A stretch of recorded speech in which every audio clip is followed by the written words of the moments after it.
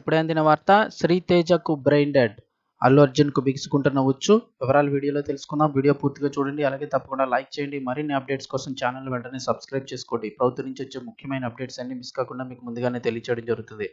వీడియోని లైక్ చేశారంటే మరింత మందికి సమాచారం చేరుతుంది. ఇంకా వివరాల్లోకి అయితే కనుక వెళ్ళిపోదాము. హైదరాబాద్ సంధ్య థియేటర్ లోయర్ బాల్కనీలో ఈ నెల 4వ తేదీ రాత్రి తొక్కిసలాట జరిగి దిల్సుఖ్ నగర్కు చెందిన రేవతి అనే 35 సంవత్సరాల మహిళ మరణించిన విషయం మనందరికీ తెలిసిందే. ఆమె 9 ఏళ్ల కుమారుడు శ్రీతేజ్ తాజాగా ఆసుపత్రిలో బ్రెయిన్ డెడ్ అయినట్లు పోలీస్ కమిషనర్ తెలిపారు.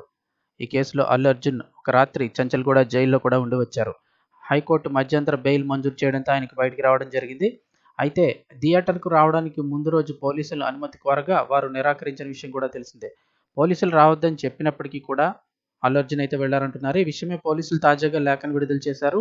హీరోయిన్లు అక్కడికి వస్తే అభిమానులు భారీగా తరలివస్తారు. వారిని అదుపు చేయడం కష్టమవుతుంది కాబట్టి రావద్దు అంటూ సంధ్య థియేటర్ యాజమాన్యం ఇచ్చిన లేఖకు పోలీసులు బదులిచ్చారు. వాస్తవానికి సంధ్య థియేటర్ దగ్గర భద్రత ఏర్పాటు చేయడంలో పోలీసులదే వైఫల్యం అంటూ ఆ థియేటర్ యజమాని హైకోర్టులో వేసిన పిటిషన్లో పేర్కొన్నారు. అయితే పోలీసులు రావద్దని చెప్పినా వచ్చారని, వారు రావడం వల్ల ఈ ఘటన జరిగిందని ప్రభుత్వ న్యాయవాది కోర్టులో వాదించారు.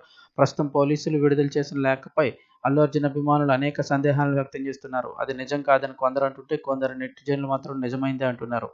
పోలీసులు విడుదల చేసిన లేఖ ప్రకారం చూస్తే నాంపల్లి కోర్టులో ఇప్పుడు కేసు బలపడుతుందని, తిరిగి ఈ కేసు A11గా ఉన్న అల్లు అర్జున్ మెడకే చుట్టుకుంటుంది.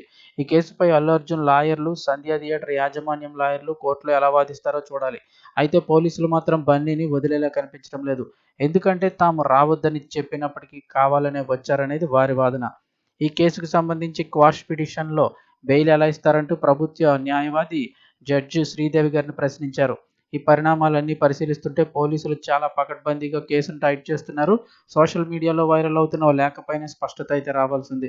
మధ్యంతర బెయిల్ మంజూరు చేసిన హైకోర్టు మిగతా విషయాలన్నీ నాంపల్లి కోర్టులో తేల్చుకోమని చెప్పింది. 4 వారాలు గడిచిన తర్వాత ఈ కేసు ఎన్ని మలుపులు తిరుగుతుందో చూడాల్సిందే. అయితే తెలంగాణ ప్రభుత్వం మాత్రం ఈ కేసును చాలా ప్రతిష్టాత్మకంగా తీసుకున్నట్లయితే అర్థమవుతోందంటున్నారు. సో మరిన్ని లేటెస్ట్ అప్డేట్స్ కోసం ఛానల్ వెంటనే సబ్స్క్రైబ్ చేసుకోండి.